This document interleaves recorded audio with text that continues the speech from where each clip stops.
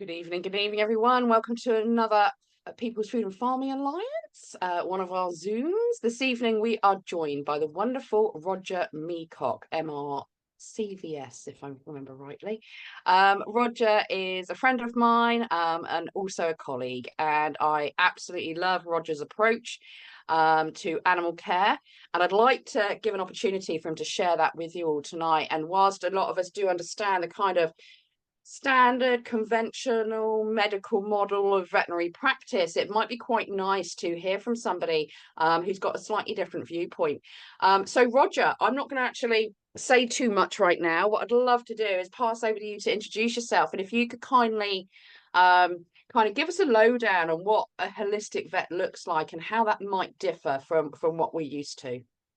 Okay, thanks, Catherine. Thanks for hosting the Zoom, and thanks everybody for turning up. Um, well, as a holistic vet, I qualified as a very conventional vet to begin with, and to cut a long story short, after about 8 or 9 years, I discovered some alternative technology that I still use to this day called Scanner, which is a Russian biofeedback device, and realized actually that there was other ways of working that we hadn't been taught at university, and found that they did as well, if not better, than some of the techniques which I'd been using for the first 8 years or so. So um, I took the step to step away from being a conventional vet and just do the holistic stuff. Um, Really because I wanted a degree of separation, and I wasn't happy to be, obviously exaggerating, killing with one hand and curing with the other, as how I saw it. And I'd already lost faith in a lot of the processes and things that we were already doing in conventional vet practice, which was really symptomatic suppression.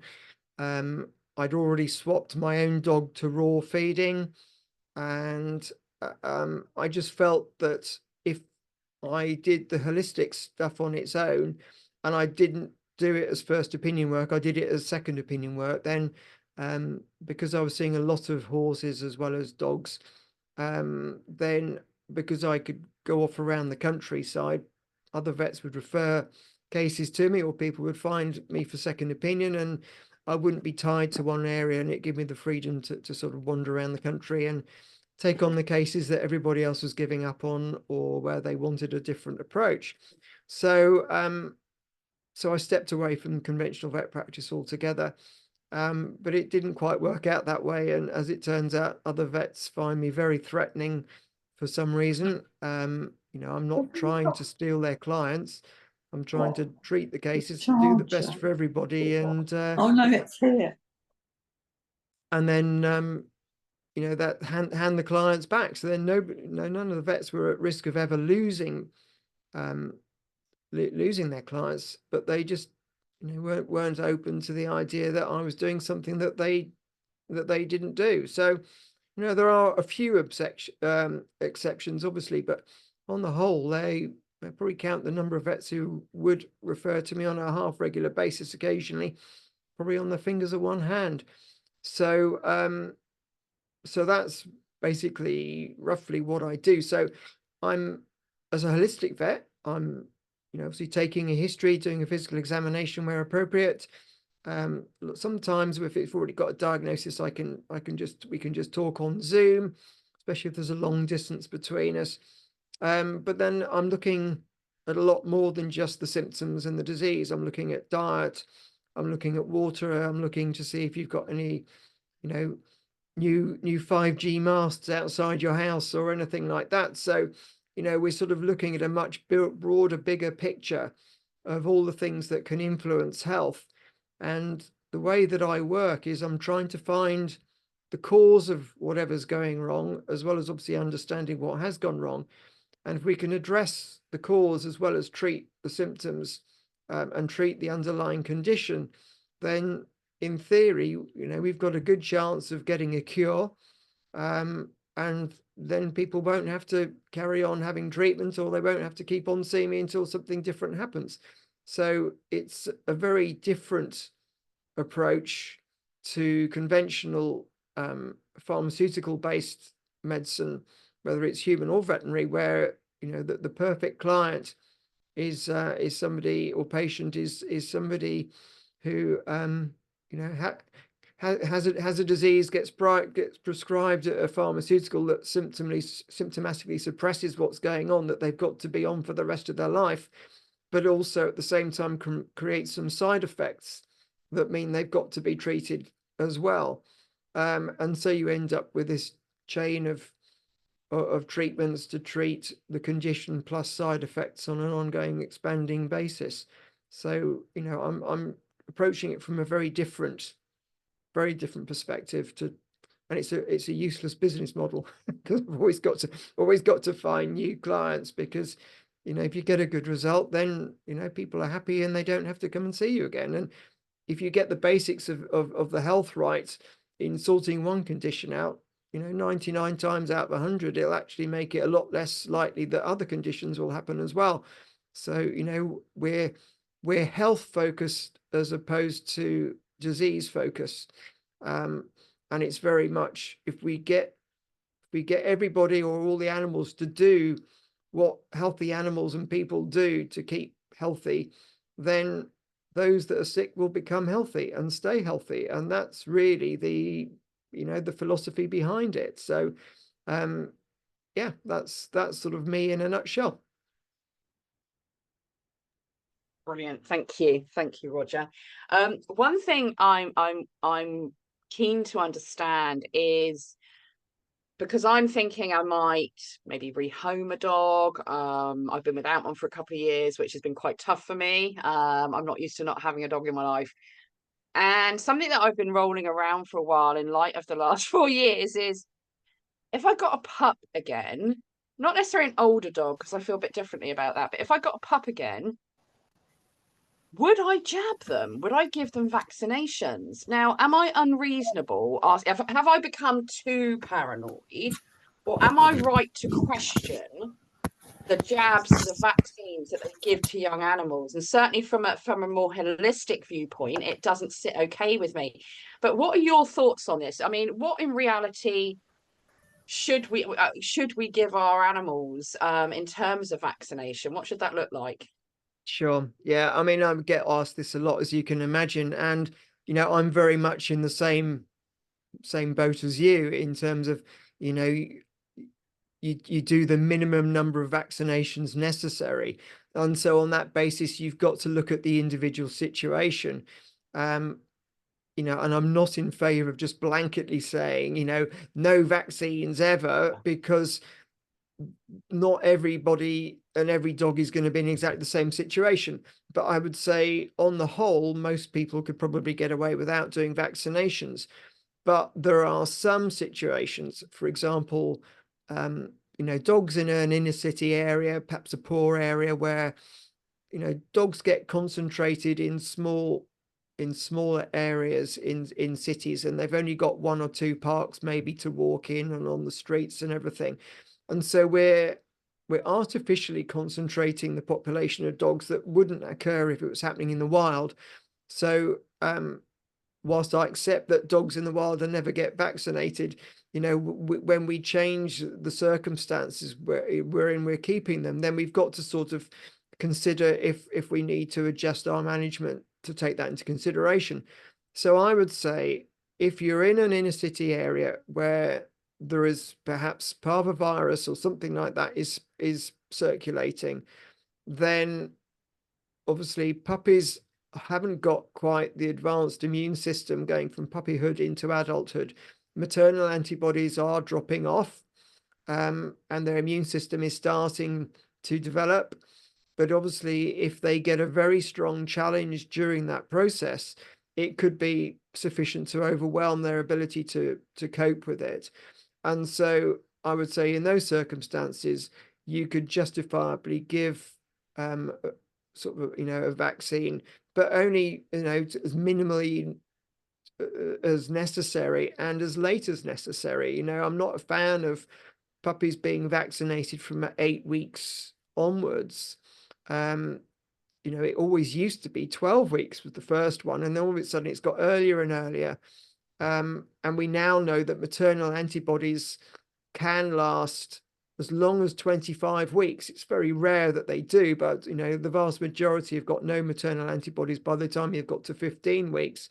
So, for the sake of a month, if people can, do all their exercising and training within their own garden to begin with for that, until they're say 16 weeks old, 15, 16 weeks old, then you could, get away with one injection at that point, see them through. Then they can start going outside, because obviously you don't want to delay socializing with other dogs either, to a certain degree. So you've got to sort of walk that tightrope of getting socialization happening, but also not exposing them to too much as well. So it is a fine line. So, but on the whole, if someone lives in the countryside, they don't necessarily walk their dogs where lots of other dogs are walking, and there's not a known disease problem in the area, then absolutely, especially if also it's in the same area where the bitch was brought up as well, because her antibodies to a certain degree will be local to to the strains that she's in as well. But obviously some puppies get shipped all over the country, and they're out of area, and so although the maternal antibodies will cover for, say, parvovirus, there are various different strains of it. And it's possible that a puppy in a completely novel area, although maternal antibodies might be there, they might not give, very, full cover. And then if they had a very strong challenge, it could cause a problem. And parvovirus is not nice, and puppies do die from it, and I wouldn't want anybody to risk their puppy dying for the sake of standing on a principle of no vaccines ever. So, I don't make it hard and fast. I try to assess everything on an individual case by case basis, and I would recommend that people do that for themselves as well. And it's not a shame, to think, well, actually everybody's got to draw their own line in the sand where their danger zone is, and where they're prepared to step over and not step over. So that's not for anybody to dictate to anybody else where that line in the sand should be. So there is a risk to having vaccination, and there is a risk to not having vaccination. And as long as everybody understands that those risks work both ways, then everybody can decide where they draw their line in the sand, and work accordingly. But it's got to be done on a case by case basis, I think. I mean, I've seen a dog, a friend's dog with parva, and it was freaking horrible, I'm not going to lie. But then I live very remotely. We don't have a lot of dogs around here directly in our vicinity, so I would probably, bearing in mind how I feel about vaccinations overall, I would probably take the risk. But you're right, it's got to be down to sort of personal decision. Sliding in another direction, and I get asked this a lot by people, and it's not something, I mean, I've got my personal views, and I know next time I have a dog which route I will go down. But we're seeing more and more concerns. I should really put these on. We're seeing more and more concerns about the commercial pet food market, and I think people are understanding now just how much rubbish are in so many of those brands, and how many of those brands are owned by massive organizations. They're not part of necessarily just a pet brand group. Some of them are owned by Mars and other big organizations. But are people right to be stopping and thinking about this and thinking, hang on a minute, that kibble, not so sure that's the way to go anymore? What are your thoughts on that, Roger? Because it's a bit, for me, it's a bit of a murky industry. It's a very murky industry. And as you say, you've got some very large conglomerates. You've got Mars, Procter and Gamble, Palmolive, Colgate, and Nestle. They basically own probably 90-something% of all the brands. And they do that because they don't care if you swap brands, because there's a good chance, probably 1 in 4 chance, you're still going to be one of their customers just using a different brand. But as far as I'm concerned, all kibble, there's no such thing as a good one. It's all rubbish. It's all highly processed. And we know from, human health that ultra-processed foods lead to ill health. And yet we've got a veterinary profession who not only promotes it, but sells it. And I think the ethics of it is highly questionable, where you've got a profession pushing food. Well, it's not really food. It's something that they gets consumed, but I would hesitate to call it food, because it causes disease. It causes chronic inflammation. It has all sorts of inappropriate ingredients within it. And then the vets then charge those people that they've promoted the food to treat them for the diseases that they've promoted. I think the ethics of it sucks. I mean, it is disgraceful. And we've tried to highlight it for the last 20 odd years. And the veterinary profession and the Royal College have got no interest in, in doing anything other than looking after the pet food manufacturers. And even the raw sort of manufacturers, unfortunately, I have problems with a lot of them as well, because cats and dogs are primarily carnivores. And sometimes they get broken down into cats being obligate carnivores, so they've got to eat meat, and dogs being facultative carnivores, meaning that they can eat other products as well. But there is a world of difference between eating what is healthy for you and what you can eat to survive. And as far as I'm concerned, plant ingredients are not appropriate for carnivores, full stop, right across the board. And you see so many of the raw manufacturers that are pre-grinding the raw food, which again doesn't meet the physical requirements of the raw diet. They then mix it with vegetables, whether cooked or raw, which are inappropriate.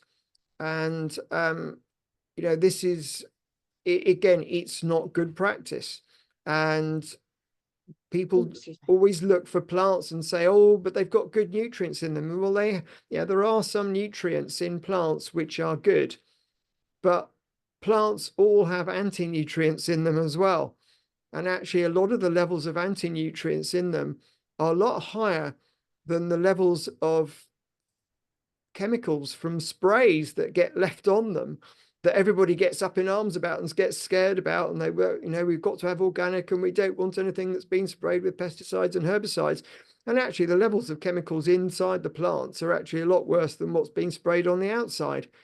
And so there are hormone disruptors, there are digestive disruptors, there's all sorts of anti-nutrients in plants which people just aren't aware of and aren't being focused on. And it's got to the point, actually, I'm just coming up to my first year of being complete carnivore myself.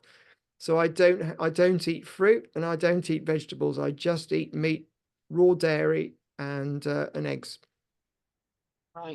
Right. That's pretty much what I put my pets on, quite honestly. Moving forward, but I do like my plants. I'm sorry, I do like my plants. However, don't get me started on the vegan pet owners who insist their animals eat vegan. That's when I'm ready to put my head through a wall at that point. Yeah. The other thing I wanted to ask you about was, I hear from my mum, who's got plenty of animals. I've got friends who've got plenty of pets and animals. And what they're suggesting, and has been so for the last few years more increasingly, is the incredible costs now involved with going to the vets. Now, don't understand me. I think everyone should be able to pay for a service and pay that price for the service. But I do wonder whether a lot of what they do in terms of their bread and butter business, the things like the vaccinations and the castrations and the regular checkups, the wormings and all the rest, I'm still convinced there's a kind of more holistic way to deal with some of that stuff, not maybe with castration, but there's a more holistic way to deal with some of the stuff that they suggest is a regular treatment, a regular checkup. And I think that's where they're making their bread and butter, but I could well be wrong. I'm no vet. With the increasing costs and with the incredible cost that comes with worming and so forth in your animal every however many months it is now, got to get up to speed, all of this stuff, however many months it is, and the cost that they put to that if you take them in and do it at the vets. Is this justifiable, Roger? Really? Is it justifiable? The profession is in a big mess, as far as I'm concerned. There's a lot of practices which are regarded as routine, like early neutering, which shouldn't be done. You know, there are countries on the continent that regard early neutering as an unnecessary mutilation, and they won't allow it unless it's for, you know, definitive medical reasons. Yeah. And there is good evidence to suggest now that early neutering increases the incidence of cancers. So again, you know, should vets be promoting, you know, a procedure which increases early, you know, cancers? And it's not just a small amount, you know, it's up to, some cancers are increased up to sort of 4 or 5 times. But there's obviously, on the other side of that, there's obviously got to consider sort of breeding, but then owners have got to be responsible. And if you're going to have a pet, you know, say a dog, for example, then, you know, if you're going to have a bitch a couple of times a year, you've got to be very careful that dogs can't, you know, entire dogs can't get to her. And so that you don't get any breeding that isn't planned or intended and all the rest of it. But that comes down to owner responsibility. And, you know, we shouldn't be, as a profession, trading that off against the health of the animals. You know, the vets as a profession have the monopoly on what we do because we're supposed to be safeguarding the welfare of the animals under our care. And if we're trading that off for convenience, then you got to question, well, where does the welfare come into that? But owners also have got to take on the responsibility and recognize that they have that duty of care as well themselves. And you know, that, so it's got to work both ways. When it comes to some of the medications that cost a lot, the vets, to be fair, a lot of them are caught between a rock and a hard place, because the Veterinary Medicines Directive, who determine all the medications that and authorizations for medications that can be used, have decreed that vets cannot, and that by that I mean it is illegal for a vet to prescribe or promote a human version of a drug where there is a veterinary authorized version of it. And so a vet is risking a criminal record if they sell or recommend or promote the use of, you know, Piriton from the pharmacy down the road for a dog with allergies. You know, the vets are honor bound through what's called cascade process to prescribe a veterinary authorized product first, and then only when those have been prescribed and failed or whatever, then, you know, they can start to look for other options. And unfortunately, the Veterinary Medicines Directive are getting to the point where they're even trying to say that homeopathy and other alternative practices can't be prescribed unless alongside some sort of allopathic medicine at the same time, which completely... This is all sounding peculiarly familiar, Roger. Well, it's, after again, the fast 4 years we've had. I mean, it is sort of the NGO control of government for their own interests. And we've seen the reach of pharma, and the influence that they have. And yeah, it's not good for the animals ultimately. And I think this is probably one of the reasons why vets are leaving the profession, and they're struggling to hold vets into the profession, because they're feeling restricted. Well, we're feeling restricted by what we're allowed and not allowed to do. We've gone through university, spent probably the best part of 100 grand these days. Thankfully, I didn't have to do it when I was qualifying. But, you know, these days they'll come out with best part of 100 grand's debt, and then they're being told what they can and can't do. And ultimately, you know, they're almost coming out as glorified technicians rather than veterinary surgeons who've got the freedom to choose and assess and do what they want to do, for, you know, in their own opinion, in their own experience, for the animal under their care. And I think it's a very sad state of affairs. And I'm not quite sure how ultimately it's going to get resolved, because, you know, coming back to the vaccination, you know, once, you know, if people have made the decision that they don't need to do vaccination by the time the dogs are into adulthood, then they don't need to do anymore. And if someone does decide they need to do a puppy jab just to safeguard them through to adulthood, then they don't need to do any more after that either. So, we've got the veterinary profession is, if we stop early vaccinating or reduce it and stop all the annual vaccinations, which shouldn't be happening anyway, because a lot of the vaccines are 3 yearly, so nobody should be doing annual vaccinations unless there's some sort of the only other reason for vaccination being done more frequently is sometimes the dog sitters require it, and local authorities who license the dog sitters and the kennels and walkers, they require that of those people to give them their license to do their job. So, that's where the sort of the litigation, or what's the word I'm looking for? The legislation has not kept pace with what's medically required. And so you've got a sort of diversity there. But, there's lots of other things where what's being done, as you say, routinely isn't necessarily to be done. And actually, in many cases, it's been contraindicated, especially if the vet stopped selling the commercial pet food and actually started promoting a proper raw meaty bones diet. Then, the pets are going to be so much more healthy that they don't need to see the vets. And that's really, I don't know quite how that model changes. And obviously, sticking on the vaccine bit for a little bit, people are concerned that the mRNA platform is going to move into the animal side. I stood up a year and a bit ago, just to write an open letter of concern to the Veterinary Medicines Directive to put them on notice against using mRNA vaccine, well, not vaccines, gene therapies in animals. But it's it's likely to come down the line. We know there is already a product in the States for pigs, which has been licensed since 2018. We know that there's a product in sheep in Australia, which they're looking at now for border disease. And obviously, if that gets passed there's a chance it'll get passed elsewhere. We know for people, they're starting to experiment with babies now with the RSV vaccine. And we also know that the government has committed to spending, a couple of 100 million with Moderna on mRNA platform. And obviously, if people are going to be reluctant to have those jabs now because they've seen what they can do, then,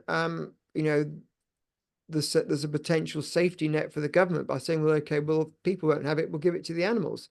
And we save our contract and default position by using up our slack by mandating it in the veterinary profession. And that again, sort of the wider picture, the World Health Organization have got a One Health policy where they could actually not just interfere in human medicine, but also could interfere in veterinary medicine as well. If they decree that a disease has come from animals, and they've already started making silly comments about all disease in humans comes from animals, which is a load of rubbish, but they've already started saying things like that.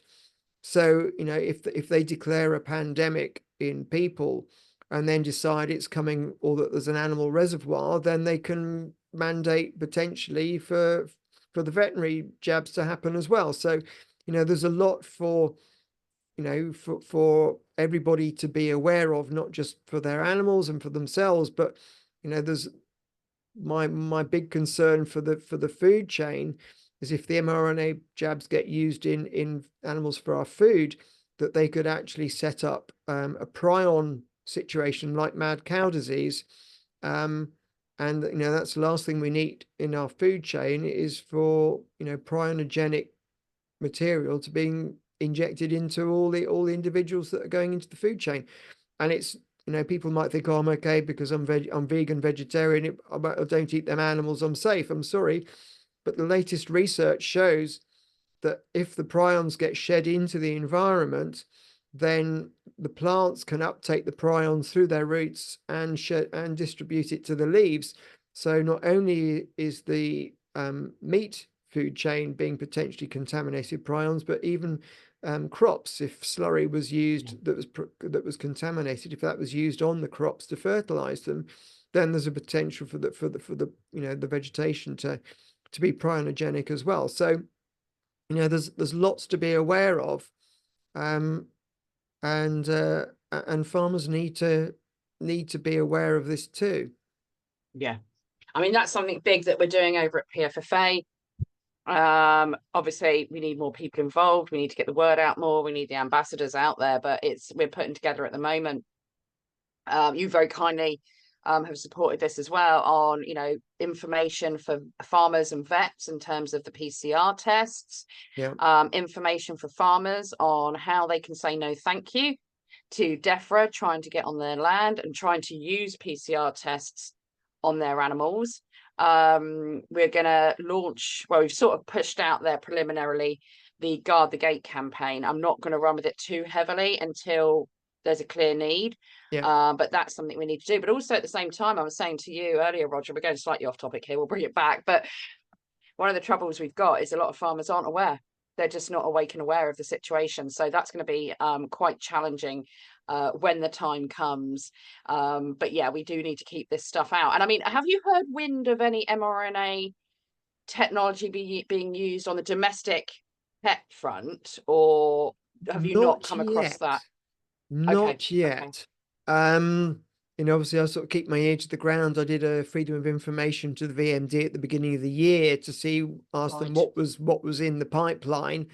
Obviously that was 6 months ago now, so I may at some point have to do another freedom of information request to see what's changed. But I'm not aware of anything yet, but we certainly know that there are intentions to. I think we just got to assume that's where they want the technology to go, and they want it to be reactive. And I think they're not necessarily just looking at using it as a vaccine. My concern is that with antimicrobial resistance, in the same way that they redefined a vaccine to allow the mRNA technology and platform to become part of that definition of a vaccine, even though it isn't, they will change the definition of an antibiotic to allow mRNA platform to be repurposed and re-pushed as an antibiotic situation. So I think there's all sorts of ways that they could potentially try and sneak it under the radar and get it in by the back door. Like you say, they come for the homeopathic and natural remedies, because then that really limits people option. By the way, guys out there, if you've got anyone out there who's got farm animals and isn't near Roger and needs a vet or some help, always look at homeopathy at Welly Level Hall. They're a great bunch of people. I think pretty much all their guys were actually once conventional vets and now homeopathic vets, and they're a wonderful bunch of people. So if you know anyone with farm animals out there and they kind of want to see if they can move away from the medicinal format, then find yourself a vet like Roger, or if you're not nearby or it's difficult, get in touch with Hall, because they might be able to help. So I just thought I'd pop that in there.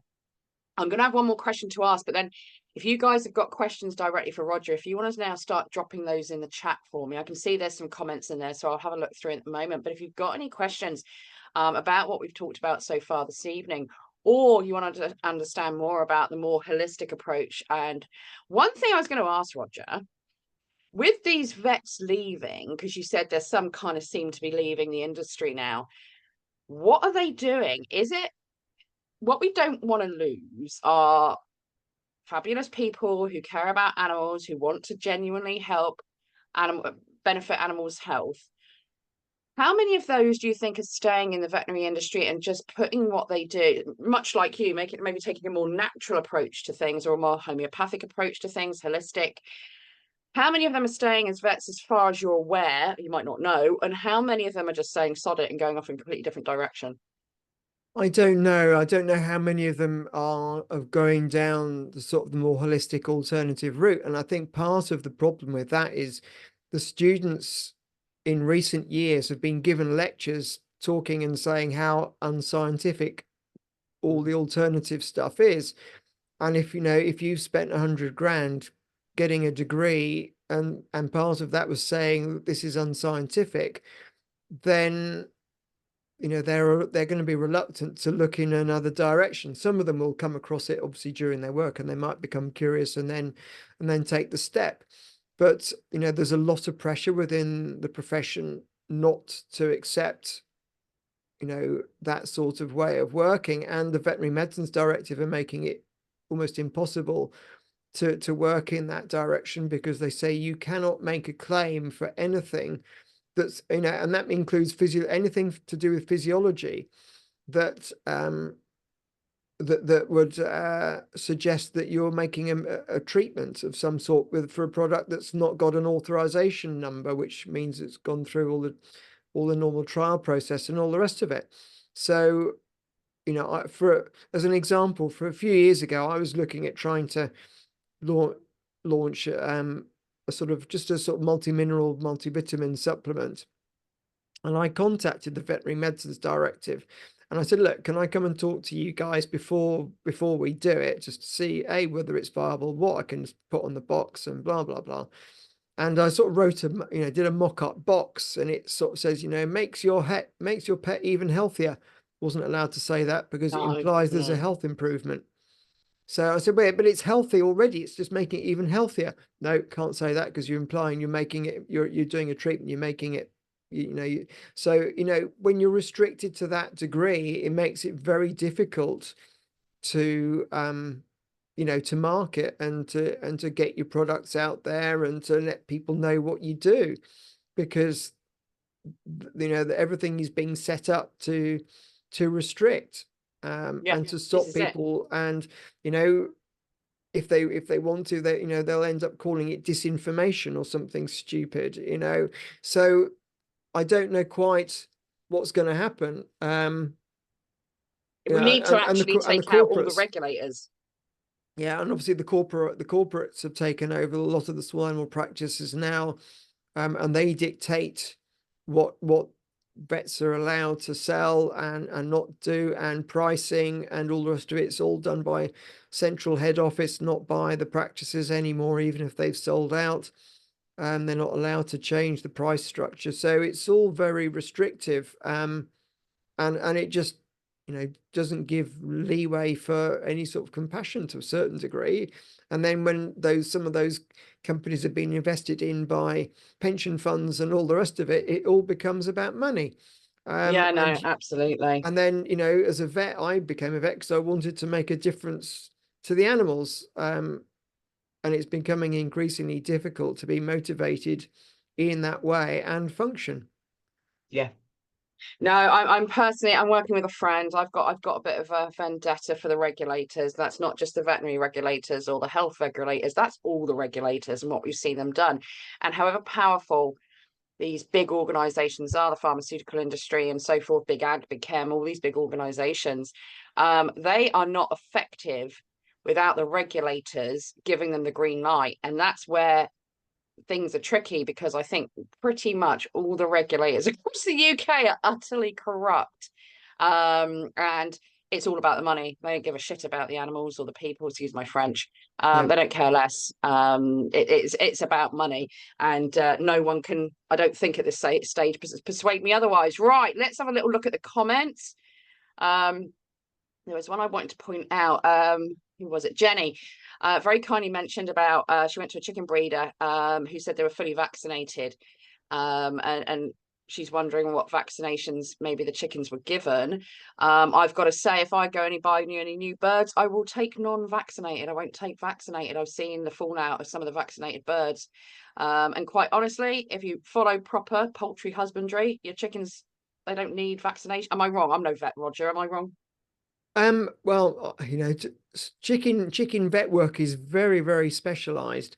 So I suspect, especially a lot of people are rescuing chickens having been in, sort of factory farm situations, intensively, layers, and then they'll take them out and let them grow feathers again and roam around and all the rest of it. So, it's probably very difficult to avoid having, to avoid chickens that haven't been jabbed if they're coming from that commercial situation, to be honest.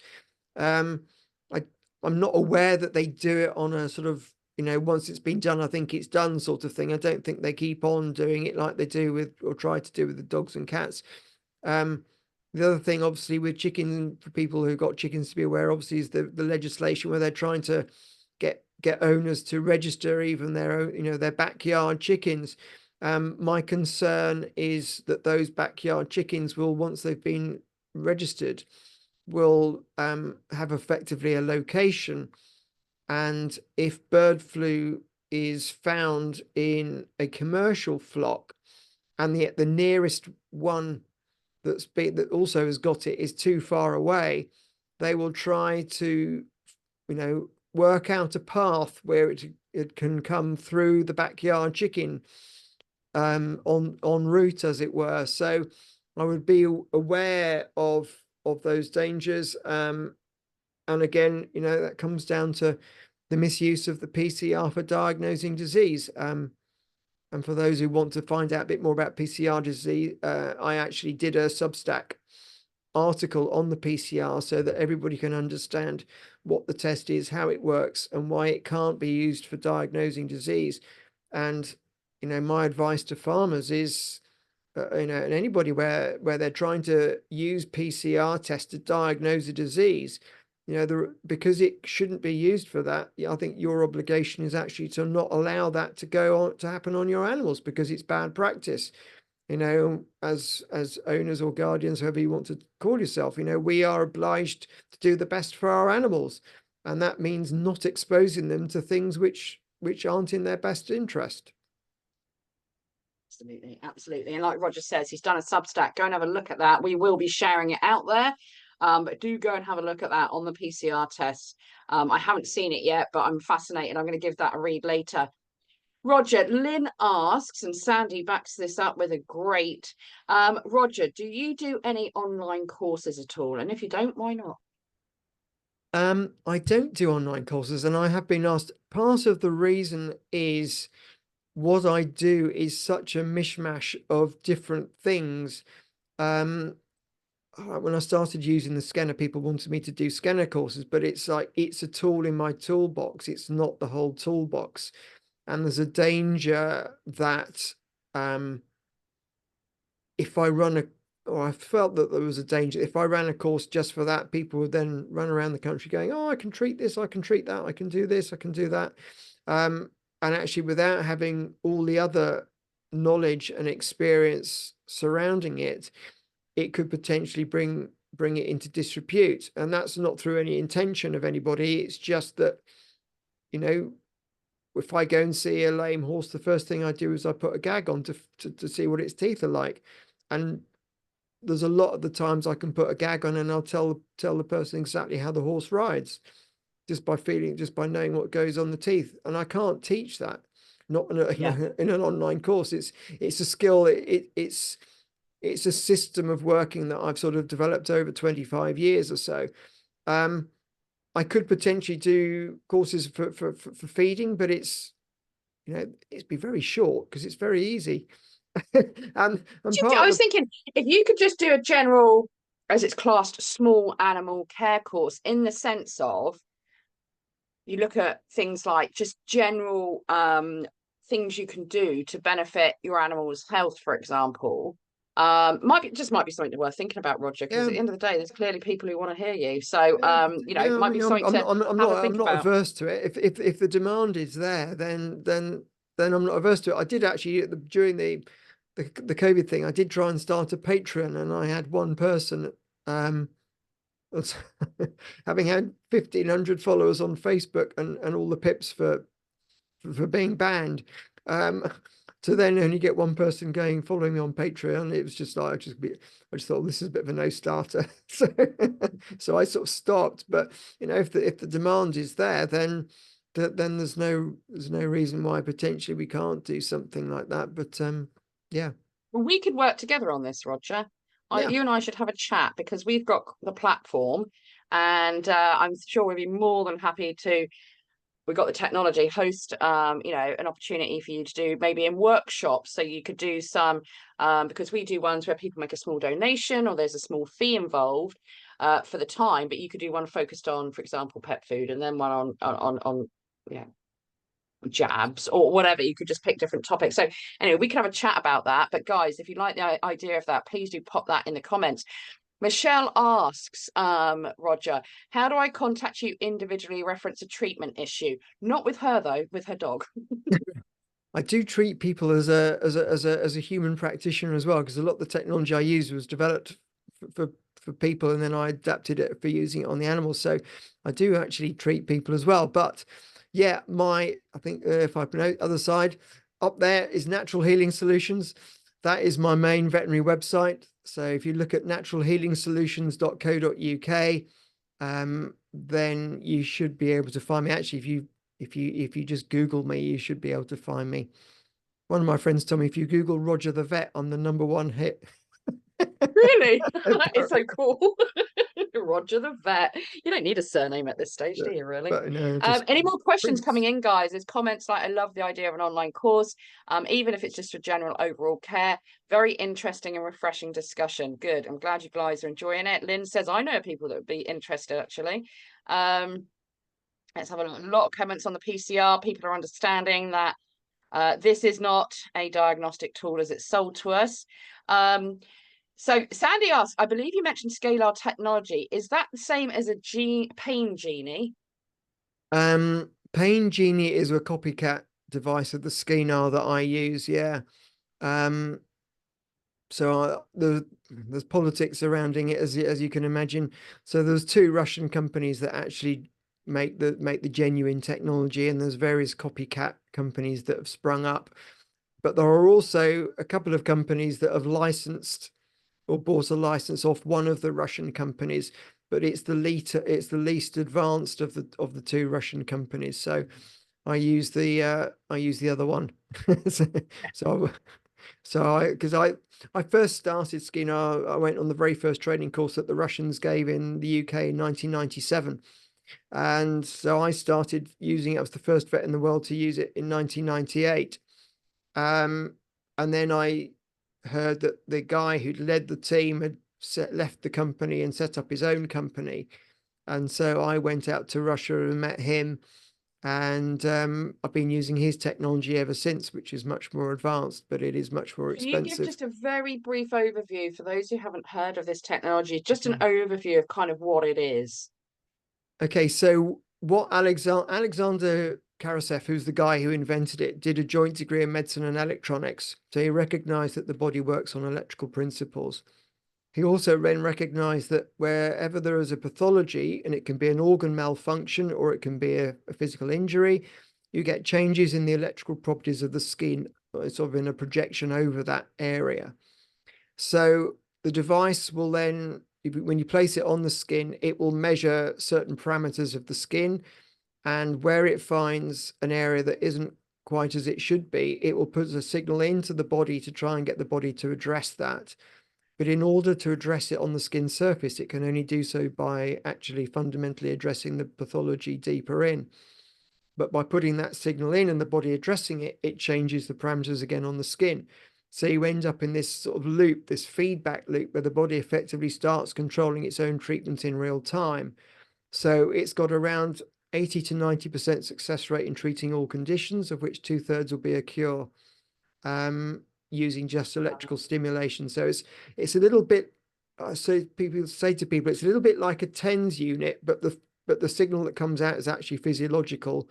And instead of being a me imposing what I think should happen as would happen with the TENS unit, this is the device deciding with the body what it needs to do. So it's like a TENS unit with a brain and an IQ of about 5,000.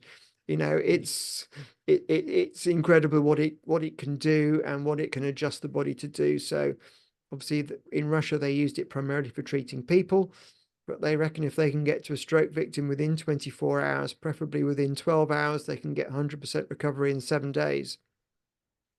And so, there's all sorts of things. I mean, they use it from all and any body system. So cardiology, digestive system, musculoskeletal system, kidneys, you name it, they're using it with great success rate. I do foresee, I mean, I'm coming across new bits of tech.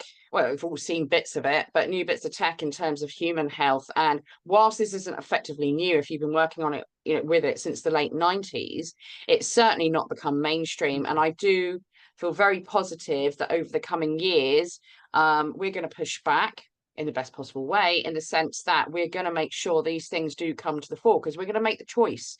I think a lot of us it would do us well to remember that actually how powerful we are and where we spend our money, what we use that on, what services we decide to hire.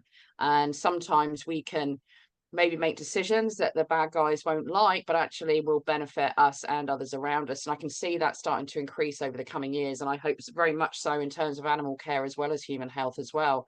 Yeah, someone says, I believe frequency technology to be the future. We've seen lots of information coming out on that recently. I think we're going to see a lot more coming down the line. You might want to think about this. Don't want to put you on the spot too much, but Claire asked, ooh, interesting. Could you do a demonstration of the frequency treatment at some point? Maybe that's something you could maybe do. Potentially. I mean, it's a bit like watching paint dry when you've got a device just sat on a body and it's just doing its thing. But I mean, I use the bioresonance as well, which is sort of a bit like computerized homeopathy. So there's all sorts of different ways of using frequency. And then more recently, I've been using wave genetics as well, which is even more wacky and way out and brilliant. We're actually using the photograph of somebody as a baby or a puppy or a foal or a kitten, and reconnecting the adult to their baby DNA from the photograph. Wow. And then by reconnecting that through sound, it re-instructs the body how to function and how to go back to blueprint. So we've had some really exciting results using that over the last few years, and I've been involved with that. So there's only a handful of people outside of Russia that have actually involved with that, and I'm just lucky to be one. Yeah, I bet. No, it's a very exciting time. I mean, I'm speaking with a scientist at the moment. I won't go into too much detail. I'm not going to get everyone excited because it's still very much being worked on. But he thinks he's found a way to reset the injured DNA. Let's put it that way. Lots of work to do, lots of ground to cover. But he's pretty confident he's figured it out. And these things are just going to be incredible going forward. So guys, seeing lots of comments on there, which is fantastic, and I love the fact that we've got lots and lots of interaction. Have we got any final questions for Roger before we tie up this evening? Because you've got him here now, you've got an opportunity. I know we have to be a little bit generic at the moment, but it'd be great to get a couple more questions in. But there's some, honestly, Roger, you want to have a look through the comments, there's some lovely comments. And oh, someone says, sorry, I missed one there, beg your pardon, Lynn. Have you heard of David Lapointe or Lapointe and his Prima Fusion Ion Cube? David Lapointe or Lapointe has a YouTube channel, had to give away his patents for open source because the FDA were coming after him and he wanted people to benefit. His YouTube channel is worth a watch, as the magnetic primer cube seems amazing. I've never even heard of it. Have you even come across it, Roger? I've not There's yet. I mean, there is lots and lots of really good stuff out there, and we sort of, the medical paradigm is stuck in biochemistry, where actually what it needs to move to and shift to is biophysics, which is far more powerful and gives a far greater understanding of how the body functions as well. So yeah, there are so many different ways of introducing frequency, and that's part of the problem with getting a lot of this stuff licensed, is that if you do a trial and you show that a certain frequency helps a certain situation, there are so many different ways that frequency could be generated. Anybody can just piggyback on the back of that and say, well, I've got that, and this fits in with that research as well, and I haven't had to pay for it, so I can offer it at a fraction of the price. And so that's partly why I think a lot of these technologies don't get tested or licensed in such a way, because it's very difficult to then get the return on investment. Yeah. Because it costs so much to do these trials, and pharma although they moan about how much it costs to take a drug to market, they're actually very happy about it, because it means that unless you've got the sort of money they've got, you can't break into that circle.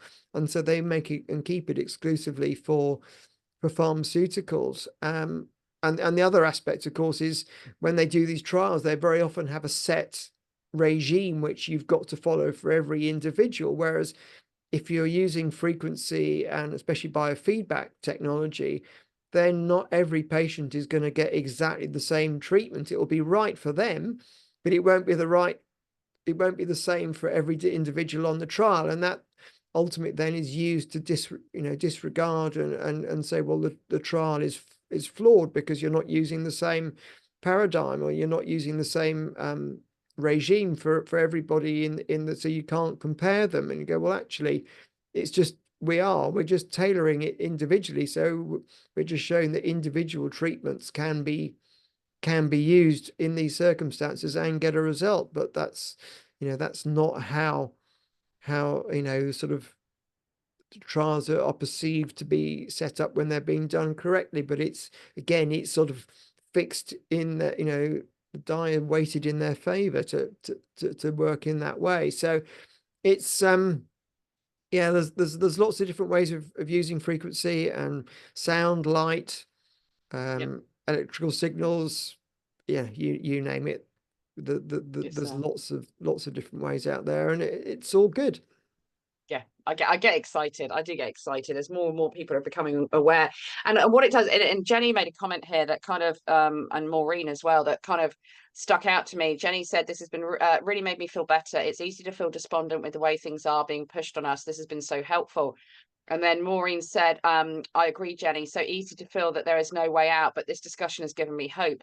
And I'm glad you ladies have said that, because there is so much good stuff happening, and there is so much coming down the line. And whilst I said a year ago, this year you're going to feel like things are quite dark and quite heavy, because the bad guys are going to start to be cornered, and that's when they're going to start throwing their dummies out the pram. But it's just so you know that there is so much good stuff happening and so much good stuff coming down the line, and we've got so much to be excited for, in terms of once we've dealt with the messy bits, what's on the other side. And I think so many of us have learned so much, particularly in the last 4 years, that what is in front of us isn't all there is. It isn't all there is. There's so much more that can be discovered, and so much more that can be unveiled and shared, that there is much hope to be had.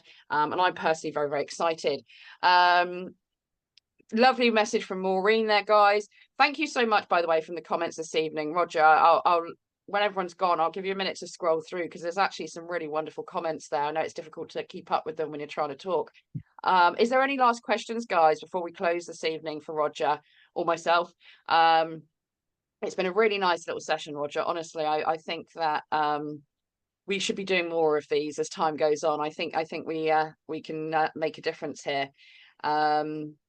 That's it, Rebecca. We've got to be starting to think about pushing back. I think that might be a conversation for another time, and I'll have a think about that.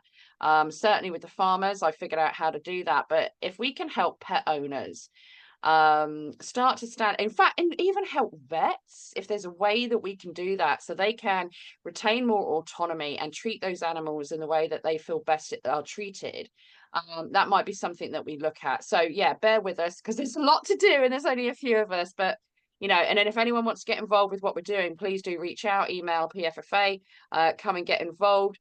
If you're looking for a vet that you can trust, that you feel comfortable with, please do reach out to Roger.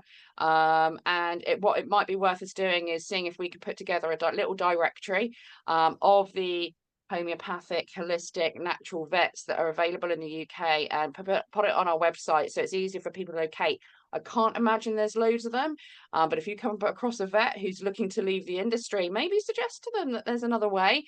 And I'm sure you could give them Roger's name, and I'm just going to put you out here, Roger. I'm sure Roger would be more than happy to talk to them if you come across any vets in that position, and give them a bit of guidance. So guys, thank you so much for this evening. Thank you for your time, Roger. It's been absolutely wonderful. And I definitely think we're going to be doing more of these, and we'll talk workshops, see if that's something that'd be feasible. But guys, go and have a wonderful evening. Enjoy yourselves. God bless. Thank you for your time this evening. And keep an ear out, because I am in no doubt we'll be doing another one soon. Many No thanks. worries.